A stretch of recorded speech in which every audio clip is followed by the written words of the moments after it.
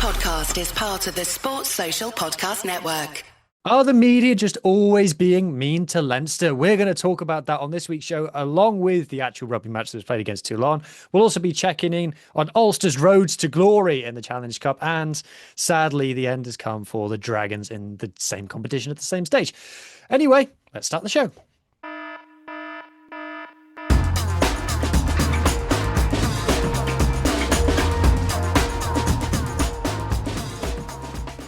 Welcome back to the URC Rewind. I am once again joined by Irish Adam and South African Muhammed. Good evening, gents. Good evening. Good evening. For the sake of this podcast, I am Welsh Hugh. No Scottish Ethan tonight. Unfortunately, he's feeling a bit poorly. So shout out, Ethan. Hope you get better soon, mate. And Muhammed didn't have any teams in the competition playing rugby this week, but he just likes being here and likes talking about the rugby. Yeah, like Ethan, we were looking at this from a neutral perspective, but I also had a lot of South Africans writing about. Yeah. Okay, so we shall have a chat about all of the things, and we'll be previewing the URC round to come next week. But we can only start with one place, and it's in Dublin, and it's Leinster versus Toulon in a much closer game than I was expecting. Now, we shall come on to Leo Cullen's remarks a little bit later on, but I don't know, Adam, we'll start with you, being the Irish voice. Have we learned that Leinster could win the Champions Cup? Yes. That's something that I will say. I think one of those things that when, of course, I speak about Leinster and everyone knows my opinions of, like, of course it's a rivalry and of course I will slag them and stuff like that. However, this Leinster team was the Leinster team that we all knew. It was a Leinster team that I can't like pick apart and slag because the only thing I can slag is Gary Ringrose's conversion. But he used to kick when he was in the school. He used to kick when he was in the school. But this Leinster team was absolutely formidable. Discipline, yes, discipline, which cost them 13 players at one point. It was just before halftime. But then again, they conceded a try from that. This Leinster team, I think, is really interesting to watch, and it's really also as an Irish fan looking at it, really enjoyable to watch because they are picking up on what they should have been doing from the start of the season. Rico Wane, which I'm always being told about on the comments is like something that I would say wrong, but he had one of those moments of utter brilliance where I think it was just by chance and I think it was just by luck where they were looking at one of the tries. I think it was the second try where it was literally by a heel. He hit into a heel and it was by a blade of grass where he didn't go out. And I was like, yeah, maybe that's maybe that's like a bit of luck, but also he's an All Black. I think him in the wing position for Leinster as well really helps his confidence as well in the Northern Hemisphere. And I think he's not as quick as he used to be, but he's also, I think, more utilized in that wing position for Leinster because when you think about the wings for Leinster, James Lowe isn't exactly quick, but he's explosive. Rico Wane is not exactly that type, but he is not as quick. O'Brien, on the other hand, though, is rapid. And I think Hugh, you mentioned in the group chat that O'Brien was a way better winger on the day, but he definitely was. But I think that Leinster were absolutely clinical. Everything that they did, the scrums, the penalties, yes, they conceded a couple of tries towards the end, but that was just pure fatigue. But also, I think they knew that they won the game by then. There was a couple of moments where I thought that, this is the Leinster, particularly like the Caelan Doris try, for example. I thought that, yes, okay, Leinster could win this Champions Cup. And we can all say, like, a good team will provide a performance that we don't expect from them when the moments that matter. And I think that Leinster are starting to hit that groove. I think they could put a game against UBB, but they could also like think about it as last time they were in Bilbao, they won it. So what's the difference here? I think they played a very good game. I think Harry Byrne had a good game as well. I think he was very clinical off the slick pass. Like I thought he was very slick off his passes as well. There was one of those moments where I thought that like Leinster's ruck speed, particularly in the first try as well. Leinster's ruck speed was phenomenal. They were hitting the rucks at speeds that any other team in the world would point at and go, "That's brilliant. That is class." Van der Fleer was amazing in those ruck speeds as well. There was a couple of moments where I thought that Gibson Park was really pushing Thought forward he for had an the excellent attack game. as well. He had an excellent game. It's one of those moments that, like, I think Gibson Park had an excellent game. Van der Fleer had an excellent game. Andrew Porter nearly played the whole game in classic Andrew Porter Yeah, fashion. he was very good. He's one of those players that's it's fun to take pops at because you know of his angle at the scrum and blah blah blah blah blah. But then in this game, it's like, oh shit, he is world class though. It was it's one of those that you think that I think Leo Cullen must have went down and said, "You need to remind yourself that you are Leinster. You are one of the most feared teams in Europe. This is what you can do," and they did it. I think Iwane is Rico Iwane is one of those players as well that I think that yes, of course, the name and the money and stuff like that as well, but he's also finding his way on the wing, and that back three worked really well with Hugo Keenan and Tommy O'Brien as well. That saying as well, that whole backline just clicked. I hope that Robbie Henshaw's okay. Robbie Henshaw, Oh yeah, that was very horrible. terrible injury. Jamie Osborne came on though and excelled in that position. I think I Jamie did Osborne think is, that when he went off, and obviously when he was lying on his back, completely flat on his back, staring up at nothing with his arms up. yeah, And like that thing with the arms up is like a symptom of just being out cold. I think in the 2019 World Cup final, Sinclair gets knocked out and he has his arm straight up in the air. yeah. And you think like, oh, if you're knocked out, you go all limp and stuff. No, it's not. And so It's like a stiffness thing. Yeah, when I saw that, I was like, oh, okay, he's completely sparked. But he was up and wandering about after the game, yeah, so hopefully he'll go through the protocols and yeah. stuff. But yeah, but when I saw it was Jamie Osborne warming up to come on, I was like, oh, he's really good.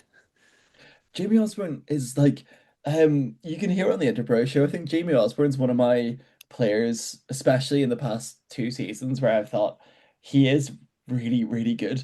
And also David, on the Interbro show as well, would mention how center is probably more his natural position. And this is one of those games where I looked at it and went, yeah, fair enough. Him and Ringrose had a really neat partnership. I thought, I think as well that it provides a good ball off how quick Jameson Gibson Park was off that ruck as well. But yeah, Leinster were phenomenal. They were a different beast. I think if I was a Leinster fan looking at Bilbao, I think, there's not even a half shot at it. There's a good chance that they could do something special. Won one game outside of Ireland all season against the Dragons. That's the thing. I think that, you know, Leinster for us right now, they say they're in their like worst, like we all say this, like they've got their worst URC league, like the worst league position they've been in, six losses. I think this is one of those times where they're going so under the nose, and we are to expect them to almost win that fifth star, that everyone's sort of ignoring them, and we're sort of ignoring them as well. But I'd be one of those people, and look at my podcast progression, guys. I'm not going to be biased because there are rivals in Europe. It's something different. That's a special performance, and that's a special team against a very good Toulon team. Like it's a team full of superstars. I thought Ben White played particularly well as well in the first half, where he was like singing balls out as well. Like this is a Leinster team that, you know, has all the tools, has everything, bar this European Cup. I don't think any of this team would have won the last European Cup that they had. Oh no, I lie. Like James Gary Ryan. Ringrose, James Ryan, Gary Ringrose, etc. would have. However, it's like this new breed of Leinster's team. Like you've got your Hmm. Jerry Cahers, you've got Andrew Porter won that team as Tom well. Clarkson had a very good game. Very, Tom very good game. Clarkson, Tom Clarkson had a very good game as well. Like I think there's loads of players that I think that you should be winning more. There should be more trophies coming out of Leinster. The URC last year was an example. I of course had that mishap as well last week, but the URC that last year was an example. But this fifth star, it's not completely off the table. I think they've got a very good chance, and I think they could. I think that they could. And how Leo Cullen works is that he's very tactical. He's very, you know what he like. You don't almost know what he knows, but you know that he knows that game of rugby very well. And there's tactics and there's plans, and it's going to be something that I would say about Richie Murphy as well. But they're very good tacticians in that sense. Mohammed, thoughts? So, like, I would reiterate what Adam says about Leinster being clinical. However, it was a very sort of topsy-turvy back and forth first half. I would say that Yeah, Leinster did have the slight edge, but then towards the end they got those two yellow cards, and then coming out in the second half, Toulon really sort of like wasted opportunities, especially at the start of that second half.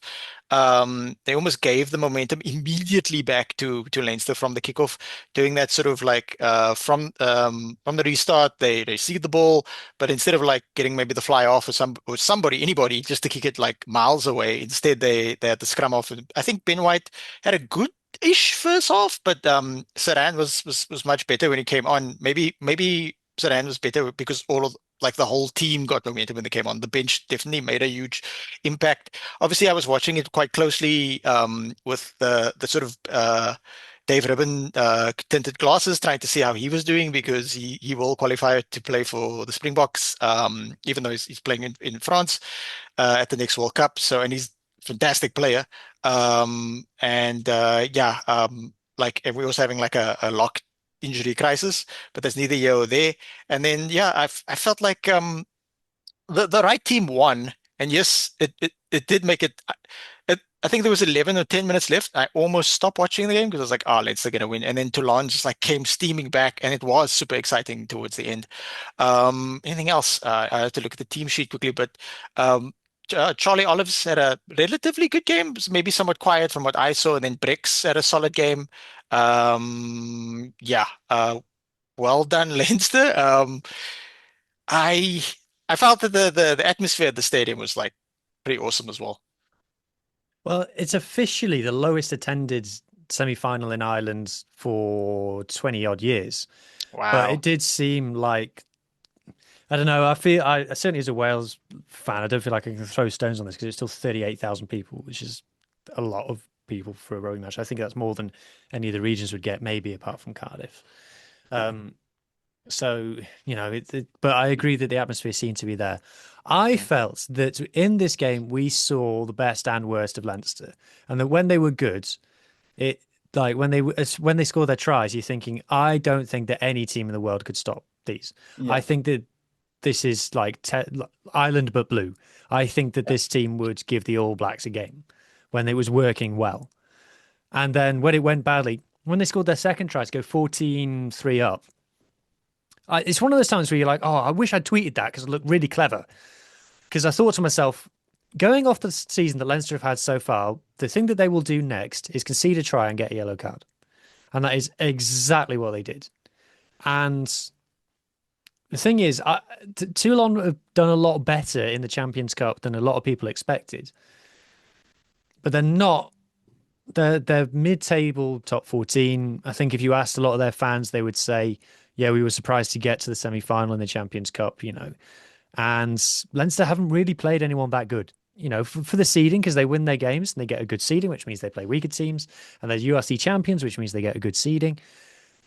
But they've had these very iffy moments against not great teams. I was looking back at their record and you could argue that their hardest game so far has been Leicester away. You could make that argument. Like in the last two rounds against Edinburgh and Sale, they've played against teams who shouldn't be there, really. And that's not their fault. But when you're having these iffy moments and iffy performances against weaker teams, it makes you think like against a UBB, are you going to get a second chance?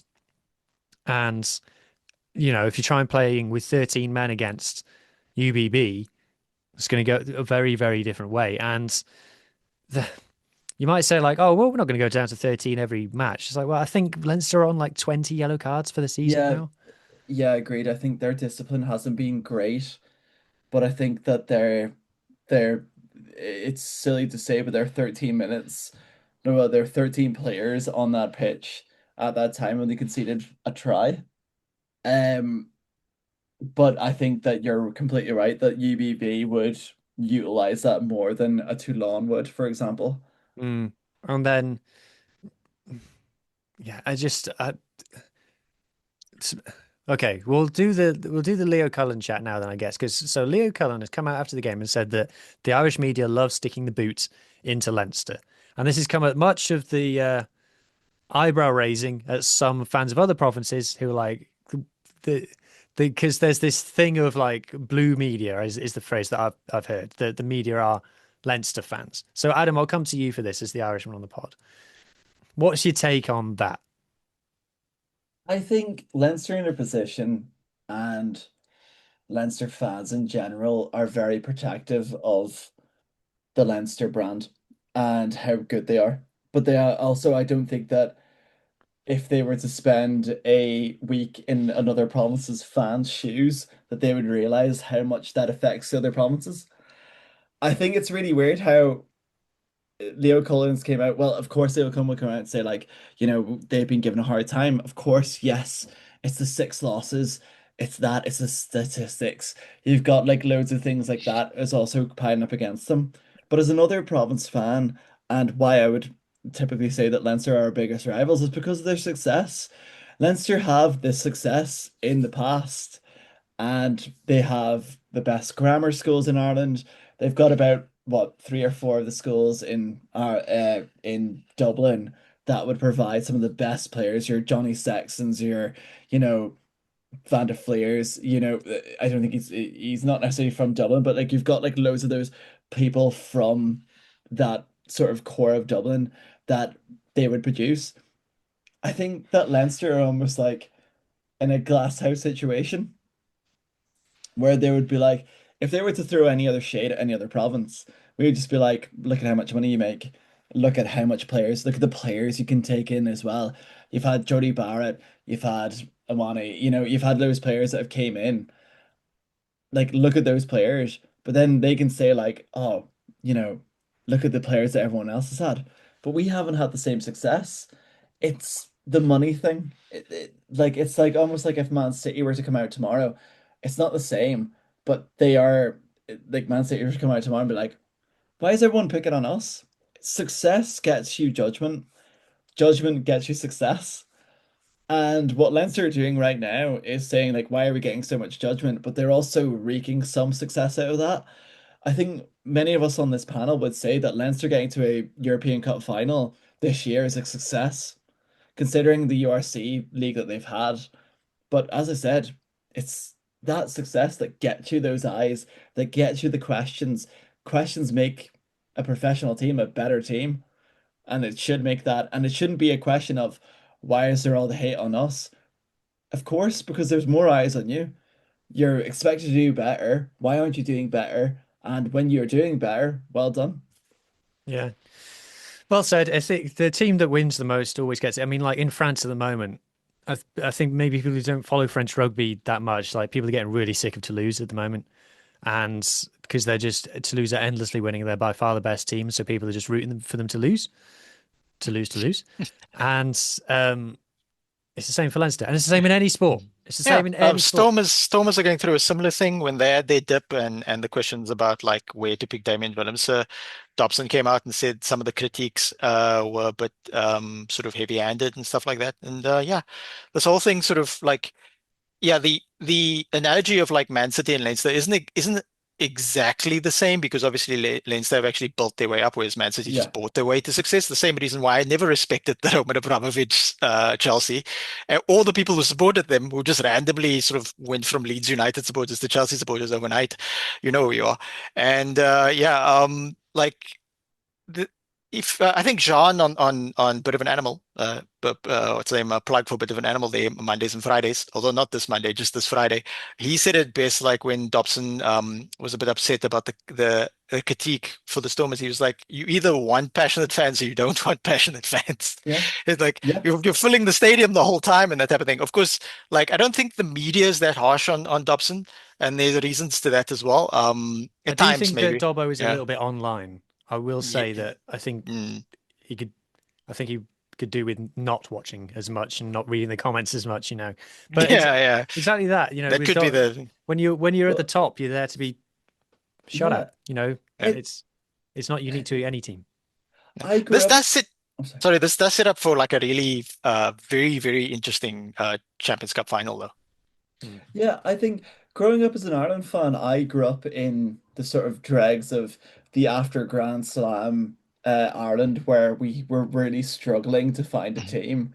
Like, we lost against Italy, we lost against Scotland. But then I also grew up in a sense that Ireland became a very good team. And right now, when you speak about an Ireland fan, I think, yes, of course, all the judgment's going to be on us because we've beaten the All Blacks a few times now. We've beaten South Africa a few times now. I expect judgment. I think with Leinster, it's that they need to expect judgment because they know they're a really good team. On paper, they are one of the best teams in the world. It's an odd look into what they actually see in themselves. And I don't know if it's a belief thing. And I don't know if it's hmm, maybe they're thinking, the depth is there, but the depth hasn't so worked this year. But normally it does work. You had the Reece Riddick All Stars for a couple of years. We had the Max Deegan All Stars for a couple of years where you had B teams go out and thrash first teams. You know, it's a really interesting one, but I think that Leinster have that pedestal and they are looked at with a different lens because of course they're really good. They're a really good team. And They're really good structure. it should be said as well, there are things to criticize. There are Yeah. things that aren't going great. And yes, they won the games that got to another final. And like we said, there are moments in that match where you don't think that any team in the world could stop them, club or international. But there are still things that didn't go great. The discipline, there are still like they keep making daft mistakes. I have to say, and I know that a lot of people don't like this chat, and it's been done to death, and it's gotten toxic at times and stuff. But if yeah, we're here to talk about the game, and it's something that happened in the game. When Sam Prendergast came on, I thought he did really badly, and I don't understand this thing of having Harry Byrne and Sam Prendergast on the pitch at the same time. I've seen it happen a few times now, and I genuinely don't know what position Prendergast is playing when he comes on at the same time as Harry Byrne. I can't figure I out what he's trying to do. Like I swear he was on the wing in this one. he I think he was. I think there was like at times where he was on the wing, but I think that he can make a very good 12 in that sense. Like, but he should be playing 12 in those situations, but it's But he's tackling not lets him physical down. enough to play 12. It it's really weird because I saw Sam Prendergast that was almost really different without all the pressure that played really well against Ulster a couple of weeks Yeah, ago. this is the thing. He Uh, played really, But really well against Ulster, but I but thought he then was really that's poor in this game. When he came on against the Scarlets in the game that I was at, I thought he was really poor in that game. it's the pressure. I think having pressure on a young, what he's like 21, 22-year old player, and you compare him to a Harry Byrne that's probably done the best thing that a Leinster fly half has done since Johnny Sexton's left and taken time away from Leinster, built a position in Bristol, learned a lot from other people. Is that what Sam Prendergast needs to do? Does Sam Prendergast need a couple of time, like a couple of weeks, like well, a year in Connacht, or does he need a year in Munster?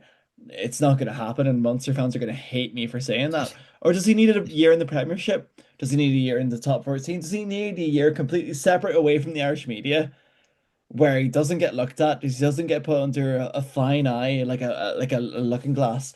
It worked for Harry Byrne. Look, Like it's Leinster, yeah. Yeah, sorry, Aaron. It's clear that they look. It's clear he's a very talented player. It's clear he's a very talented offensive player. He's clearly got sort of like weaknesses in terms of defense and maybe sort of pressure at times.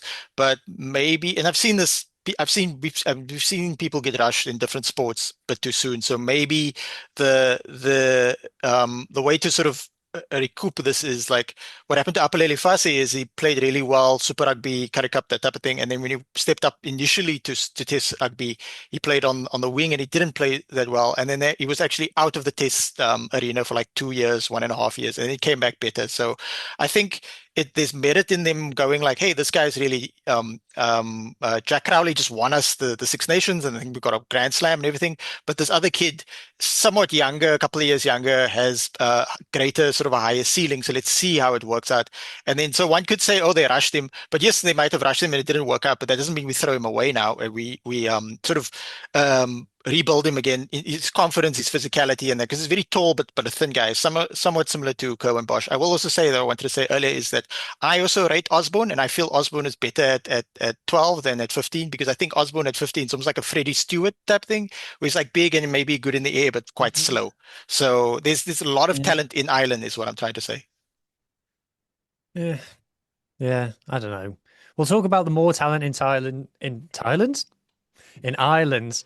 I'm sure there's plenty of talent in Thailand, but we'll talk about the talent in Ireland a little bit later on when we review the Ulster men and what they got up to against Exeter. But before we do that, we just need to have a quick check-in with the Dragons, who were still in the Challenge Cup and now aren't. After playing a mostly uneventful but exciting towards the end game against Montpellier, where they had a chance to win it. They managed to get back through via an Iron Owen try. Shout out to Agent Adam Beard, who conceded 10 metres off a penalty for back chat or whatever it was, and then didn't challenge at the line out, which allowed the Dragons to score. Look, it's a massive win for the Dragons to get here. And speaking of like having pop at the press, one of the Dragons owners had a bit of a pop at the BBC journalists covering this game as well, who wrote that it kind of downplayed the achievement of them getting here, and the owner of the Dragons had a bit of a clap back. Look, I think the lineups is a good place to start, because I don't watch Montpellier religiously, and there were some top players in there like Lenny Nucci and stuff like that. But this wasn't the strongest Montpellier team. There was, don't get me wrong, good players in there, but there were some good players missing as well. It was quite mix and match, and kind of the game wasn't the highest quality of game. To be honest with you, clearly the quality difference between the Champions Cup semi-final and the Challenge Cup semi-final is going to be significant. The Dragons gave it a good go. They were in it right up until the end. They didn't get battered. Montpellier have been battering teams in the top 14 all season, so they've done a lot better than a lot of top 14 teams do away at that place. And there are players who play well. It just felt they lacked that bit of quality at the end. They lacked that bit of razzle dazzle. Maybe it was fatigue. Maybe it was, I don't know, but they just needed someone to win a collision and get an offload away, or someone to do a chip or a grub or something and win the ball back, just to have that extra little bit about them. And it just didn't seem to happen for whatever reason. They didn't get, they scored in both halves, but it always felt like Montpellier had them at arm's length in one way or another. For me, anyway. I don't know, Muhammed. You caught bits of this one. What did you think? I thought it was an okay game. Disappointed in the atmosphere. Is that Montpellier's usual home venue? They didn't really pack it out, but I guess maybe they were like one eye on the top 14. Well, I can tell you that Montpellier make the least money on ticket revenue of any French team. Yeah, it looks like a large stadium though, so maybe they got a ton of people. It's just such a big stadium. Overall, like Dragons, I saw some critique earlier in the week in an article saying, well, the Dragons got a favorable draw, but look, you need some luck. Earlier we were They talking went away about to Stade Leinster. Francais and won. I'm not having that. Yeah, exactly. I don't know what's going on here. I mean, Leinster were like third seeded in the knockout round, and they somehow by pure luck ended on the nicer side of the draw. And also, the draw doesn't matter in the Challenge Cup because there are teams that throw it deliberately anyway. Exactly. So you make your own luck to a degree, and I think the Dragons, like a few weeks ago, they seemed to have this game. I think when they played the Sharks as well, or they were playing some South African team, they seemed to have this game in the back of their minds as well. Oh, they were playing the Bulls, yeah, and then they had just played the earlier rounds of this game, so immediately play the Bulls, and then they seem to be putting Tinus de Beer in cotton wool, taking him off in the second half, which is understandable because he had a solid game in this game. Yeah, so well done to them to getting this far. This also sets up for a very, very competitive final in this Europa League-esque competition. It's weird that Adam's football team got to the Europa League last season, and then his rugby team gets the Europa League equivalent this season. Yeah, we'll come on to Ulster. Bilbao. Come on to Ulster in a bit, but I think this was the fourth Dragons semi-final. They said, I thought it was only third, but apparently it's fourth. And I think that just makes the season a success, to be honest, because the Dragons weren't ever really going to compete for top 8 in URC, I don't think. So I think that, unfortunately for me as a Scarlets fan, they've got a good chance of not finishing bottom Welsh region. So not bottom Welsh region and um, Challenge Cup semi-final. It's a successful season. It's just if That they that had just a first little bit that extra at the end, I think they could have got the W. Yeah, that first dragon try was very weird because they put a good kick in and then the Montpellier guy just had to dot it down. And then instead he just kept the ball and then the referee was like, no, he didn't put it down properly because right at the end he tried to actually ground it. So that showed a lot of sort of not enthusiasm, but a lot of like buy-in from Dragons. Like they were really they knew they were underdogs against a really good team, even though they rotated. And Dragons weren't they were just playing their best possible team. And there's no they didn't lose any pride in losing this game, so good for them. No, completely agree. Anyway, before we go on and discuss the Munster Man, I just remind people that if they are enjoying what they are watching so far, then please consider subscribing to the Global Game Line on YouTube. This is one of in fact, the most diverse rugby podcasting platform that you will find anywhere in the world. There are weekly shows, not just on the Champions Cup, and this is normally a URC show. So if you're new here, tune in because we're going to be covering the URC run-in, the race for 8. We shall be there calling the shots. There is not only this, but there is also a weekly American show, a weekly women's show, whilst the Six Nations of Pac-4 has been on. There's a weekly Irish show that Adam is on. There is a weekly South African show, which Muhammed is on. We are not on this show going to be talking about UBB versus Bath because we are the URC podcast. There's no URC's teams playing, but I present a weekly top 14 show for all things French rugby, and you can tune in on that on Tuesday night to get a review of that game. Have I missed any other shows? I probably have. Scrum of the Earth, that's in and around here as well. So if that sounds, it's a bit of rugby from a bit of everywhere, and if that sounds like a bit of you, please consider subscribing. All right, Adam, question number 1. Are you still on the cans? Yeah, so I've had a couple of pints today, to be fair. It's a bank holiday Sunday, so it'd be rude not to. Um yeah, it's one of those feelings that I haven't had for a while. This is great. That's all I can say from that. You Uh, fairly comfortably, even though it was tense, it was close at half time. From what I watched, you fairly comfortably dusted a very average opposition. yeah, I think that's the big thing about it was that we played against an Exeter team that really should have done better. But I feel like we really, really stepped it up. I think there was another level to our game. There's a couple of players that I would love to point out. Juano Augustus was phenomenal. One of his best games that he's had for in an Ulster shirt. I also think that the likes of Sam Crane, who I've been fairly critical of throughout some of the parts of the season, especially in sort of the interpros that we've had recently, had a very good game as well. You know, there's like a couple of players as well. Our halfback pairing was absolutely phenomenal. I think Nathan Doak played a really good game, and Jack Murphy commanded that back line really well. The likes of Jude Postlewaite is doing what we all expect Jude Postlewaite to do. I am on the brink of getting Jude Postlethwaite tattooed on my face. I think he's amazing. The highest compliment that I can give him is he reminds me of Jonathan Davis. Just the way that he runs, the intent that he runs, that kind of panic that he puts in defenders of them going, oh shit, he's really fast and he's really strong, just running straight at them and get that handoff and the offload. It's so good. And people seem to think that he's going to play 12 and stuff. I think he's a class 13. And if he was Welsh, he'd be playing for Wales. And I think that the talent that you've got there. I think for the next World Cup, after this World Cup, and depending on whether Faz goes or stays, it needs to be like, okay, this guy's the future. I just think he's incredible. Postlewaite is a phenomenal player, and I think as well that he's learning so much from the likes of James Hume, who's another phenomenal player. I think that's where people say that Postlewaite will stay at 12 because of how good the likes of Hume is at 13.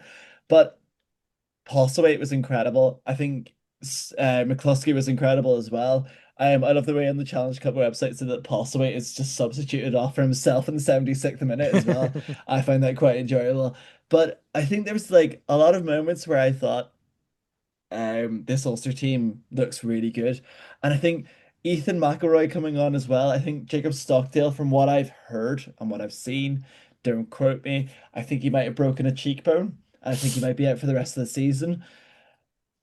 That's a massive loss in terms of um the squad in general.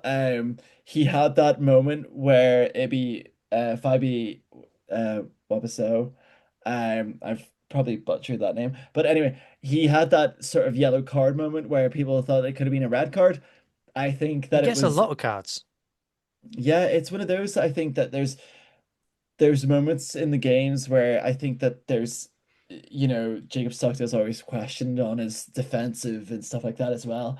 I think it's two very quick players hitting each other at a very quick time where one of them has to react and both of them don't react. So it almost makes it a worse looking like tackle. Um, but there's moments in the game where I thought it was absolutely incredible. I think Cormac Ezechiku was phenomenal as well. I think he is, like you say about Jude Postlewaite too, but also Cormac Ezechiku also is pushing forward to be that future in Irish rugby as well. I think there's a lot to be excited about this Ulster team. And I can't help but get giddy at the thought of, you know, where we were last year and the fact that we got to the Challenge Cup, and at the start of the season I was like, the Challenge Cup final is a must. And now we've gotten here playing really nice rugby as well. The likes of like Zach Ward played a really good game as well. Jack Murphy's try was exceptional. Really There was nice try. You play such nice. I love watching Ulster this season. Such a good watch. I do think it's really interesting to to point out that there was a interview that Richie Murphy did after the game. There's two really good Richie Murphy interviews after the game. There's one with Premier Sports and there's one with the BBC. And Gareth Steenson asks a really good question to Richie Murphy about Jack Murphy.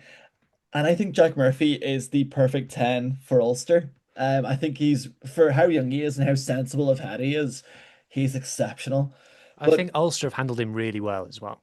oh yeah, but Gareth Steenson was asked a really good question to Richie, who's his dad, and said, is there much talk about tactics? Is there much talk about what he can do better? Is there much like pointers on the dinner table, for example?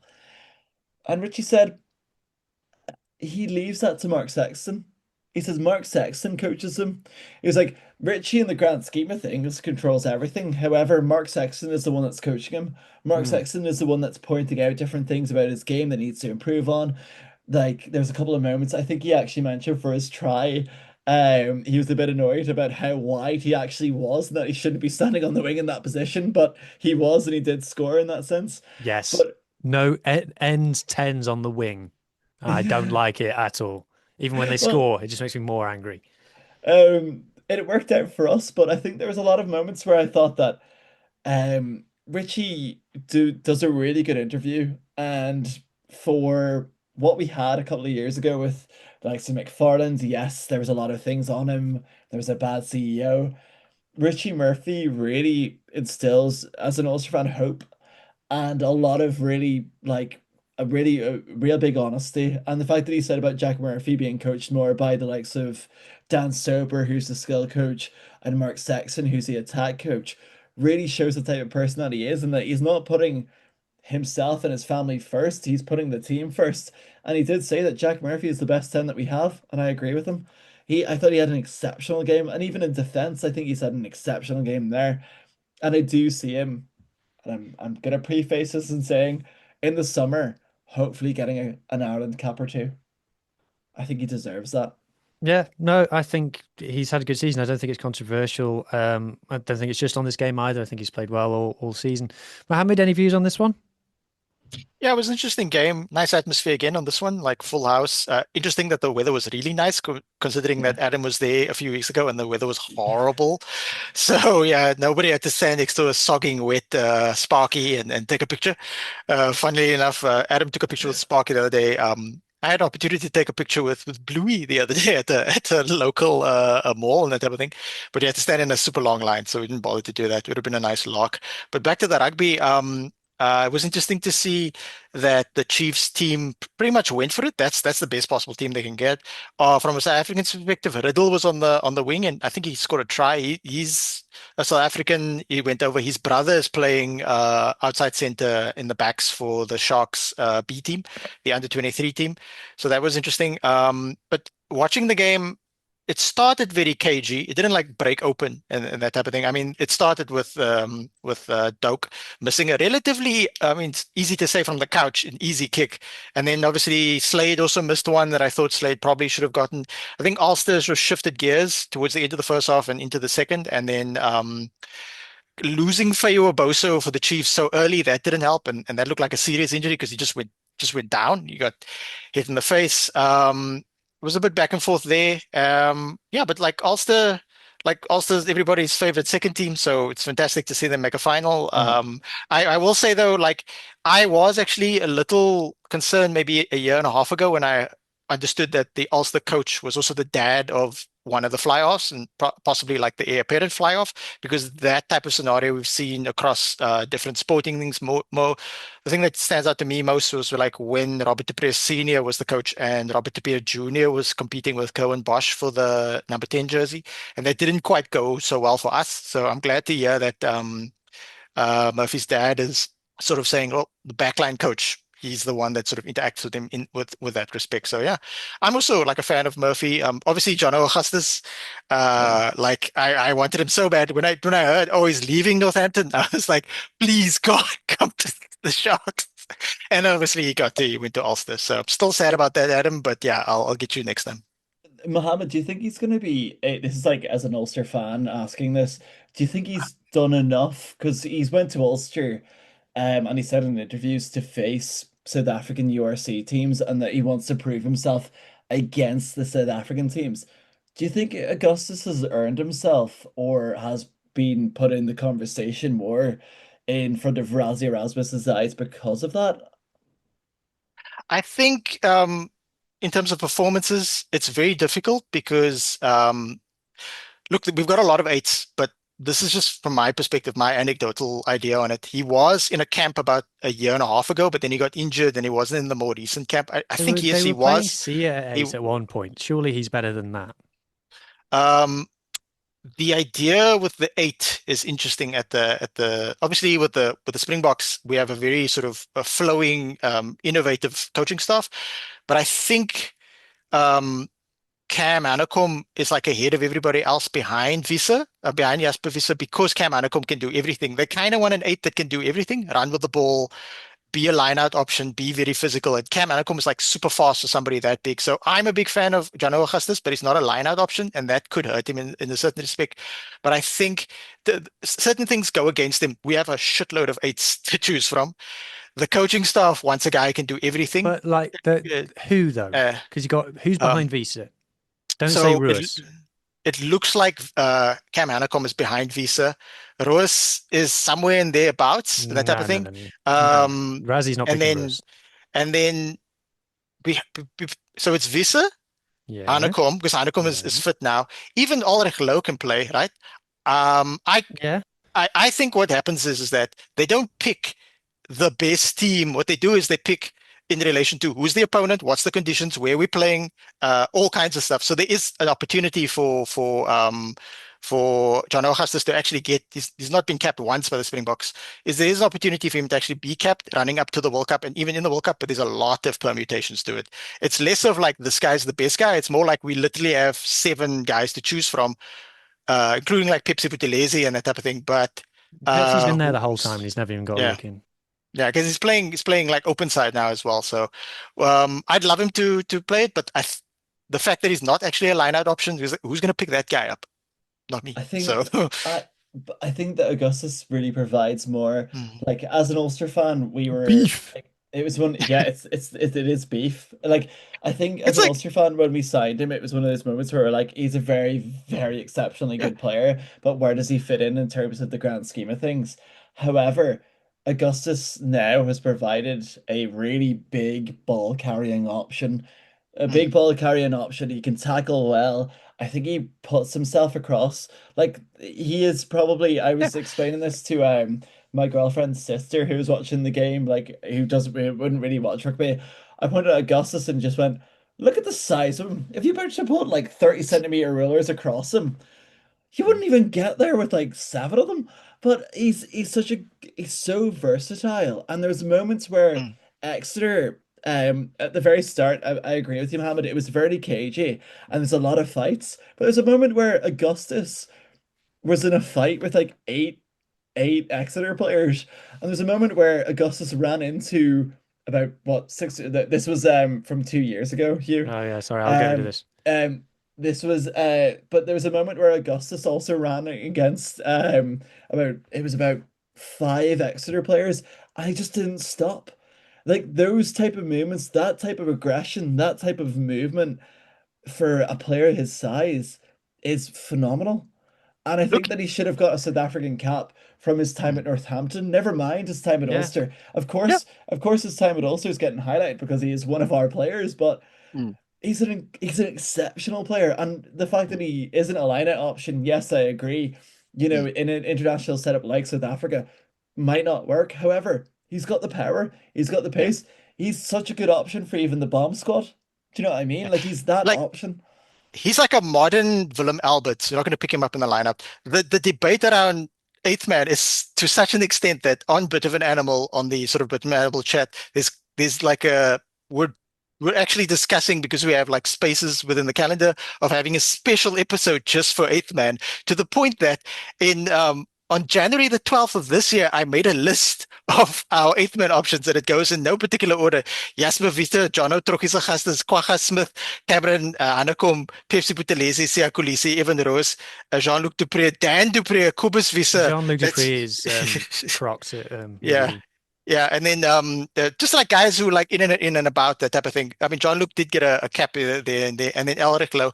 So these are not guys who I think definitely look like I'll reiterate. So what are Hustus's, okay, he's not a line-out option, but what are his positives?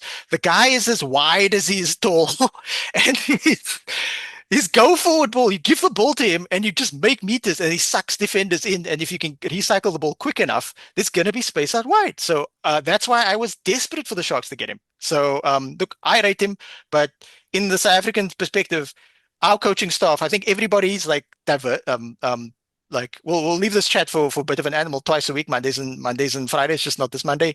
But in the South African perspective, it's like we have differences on opinions on different things, like who should start fly off and that type of thing. But I think everybody comes to a consensus of like, this coaching staff won 2 World Cups on the bounce.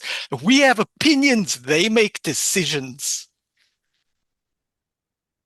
Well, there you go. There you have it, ladies and gentlemen. The full rundown on the Springbok number 8 man debate, I as brought to you it, by Ulster versus Exeter. it, I will say it that makes I think that Exeter were bang average in this game, and I'm surprised they got a try at the end.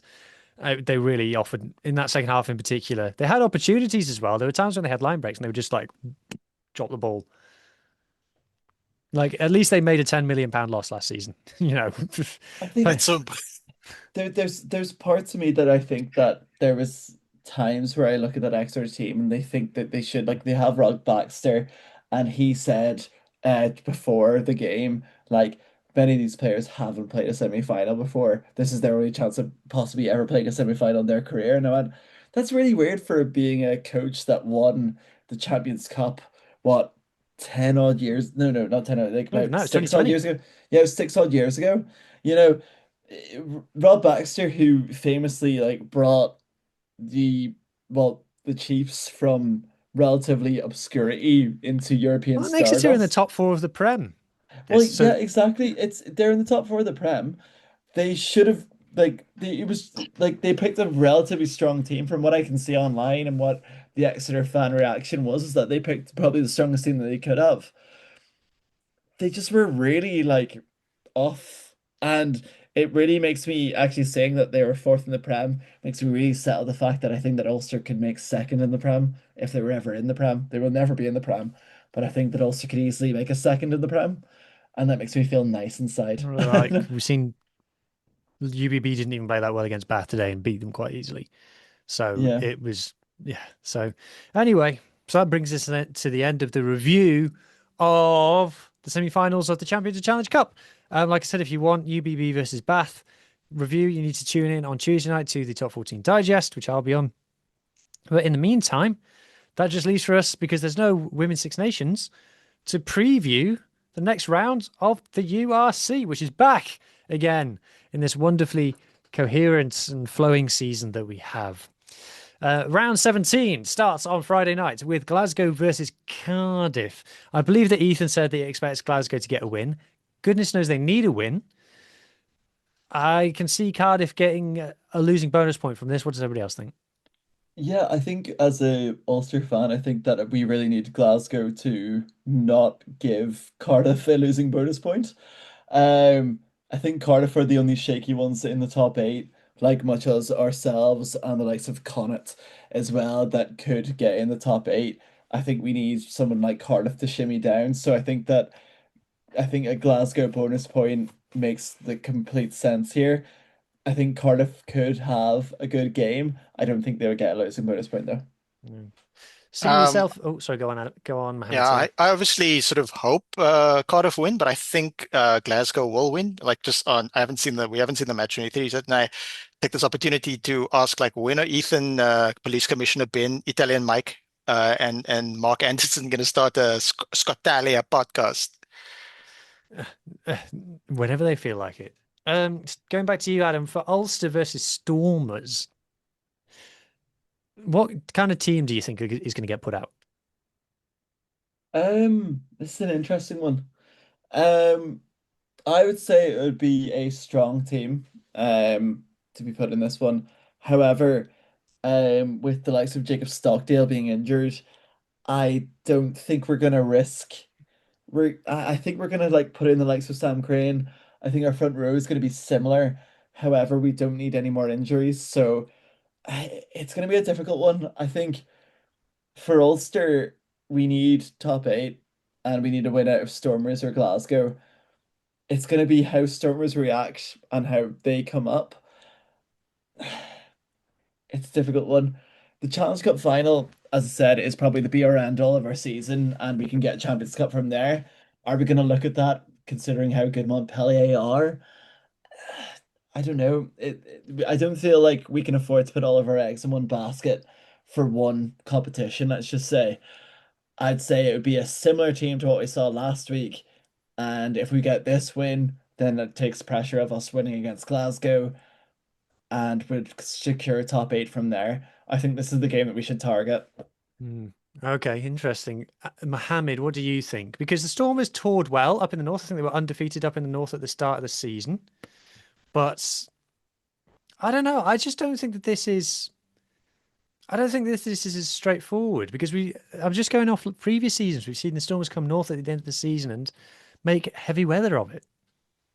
I'm a bit more confident in that, because if Ulster play the same team they played last week, I think the Stormers will win. The Stormers have nothing to play for besides the URC, so they're going to go full bore. Yeah, it's going to be interesting to see in a Friday night fixture. And it's just sort of like a flip side of the South African supporters sort of like rooting for Ulster and singing "Stand Up to the Ulstermen" in the tune of "Go West" on the Saturday night, and then the next Friday night they're sort of like shouting at the Ulster players, going like, "Who's your favorite dairy girl?" So yeah.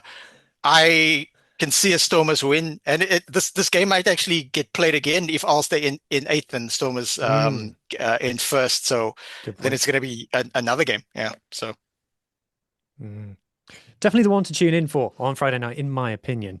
Next off on the early kickoff on Saturday, Bulls versus Zebra. Mohammed, I don't think there's any reason to think this will be anything other than 5 points for the Bulls. 5 points and probably 50 points on the scoreboard.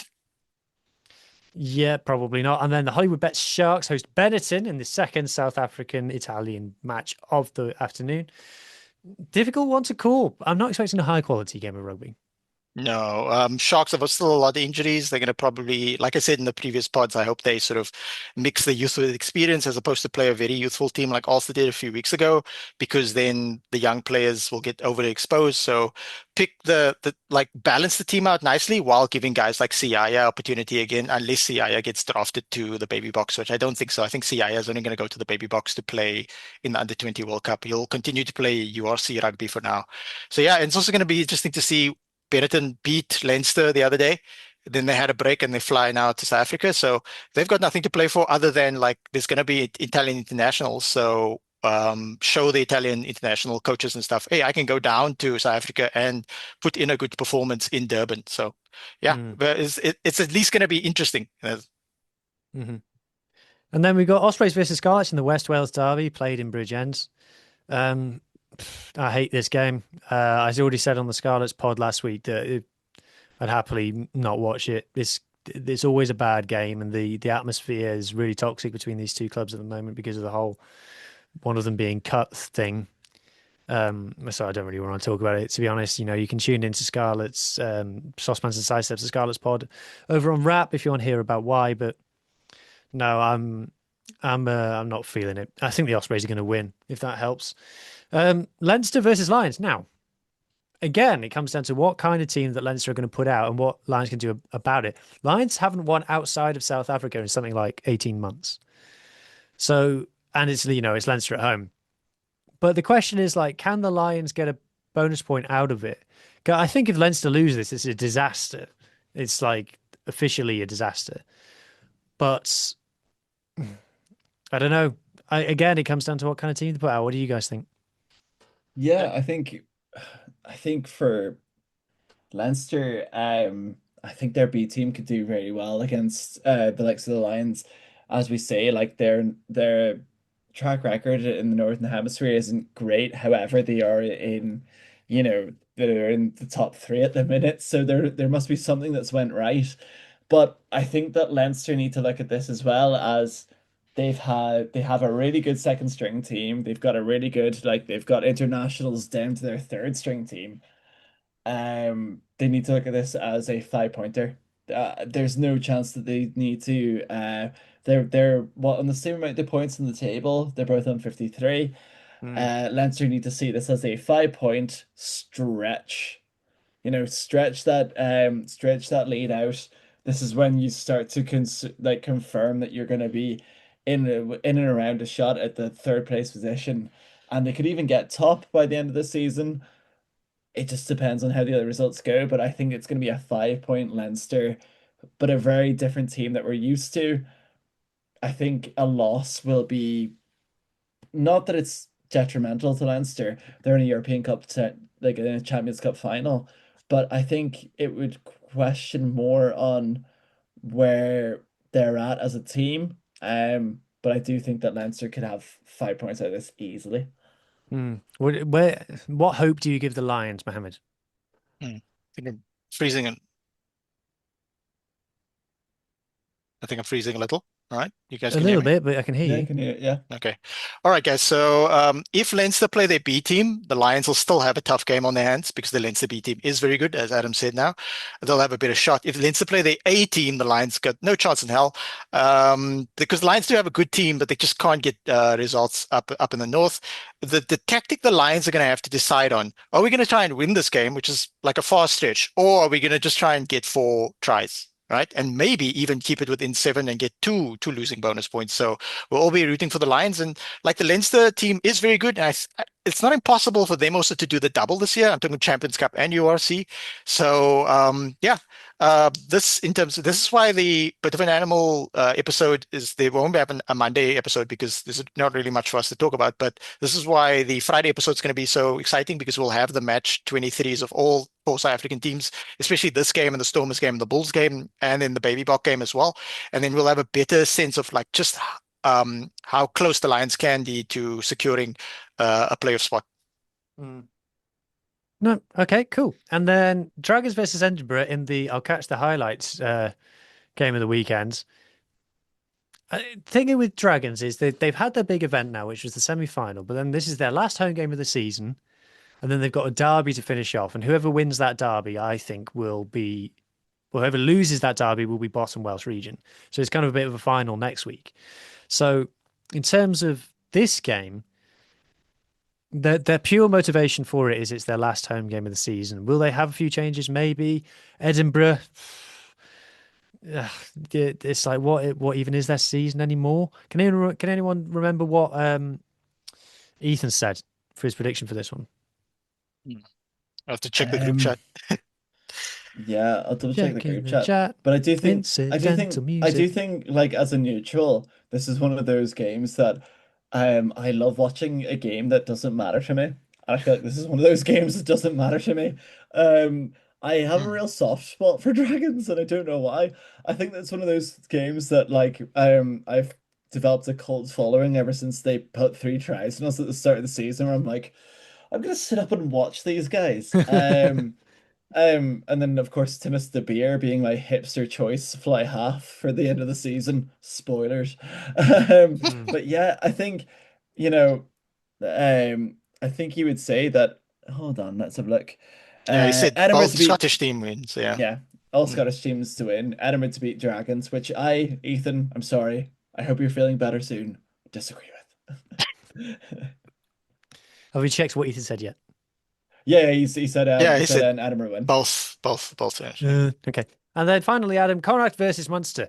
That's a hard game to call. That's a hard game to call. I'm not sure who's going to win that. A very head versus heart thing for me because if Munster were to win, that would help Ulster in the top 8 hopes. Yeah. However, head would say in recent times that Connacht could easily win against Munster. A very, very good Interpro, and I'd say that would be my pick to watch this weekend. If you were to watch any URC game, I would say tune into Munster v Connacht. I'd say it'd be a class game. I would say Munster will edge it. However, Munster's bogey team is Connacht, so who knows? I couldn't call it. I'm really, really, really, really not sure. It's So it's definitely it's one that I'm going to yeah, tune in for. it's heart says Munster, head says Connacht. No, there you have it. Let us know your predictions in the comments down below, whether you're on Spotify or YouTube. Get involved. We'd love to hear from you. And that brings us to the end of the show. So that just leaves me to say many thanks to South African Muhammed and Irish Adam for joining me this evening.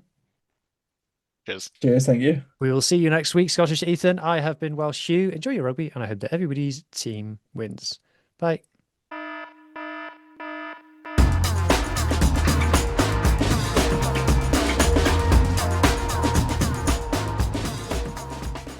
Now at McDonald's, a McDouble is $2.50, so you can get your gym gains on. Or just get lunch for only $2.50. Get more value on the under $3 menu. Limited time only. Prices and participation may vary. Prices may be higher for delivery. Ba-da-ba-ba-ba.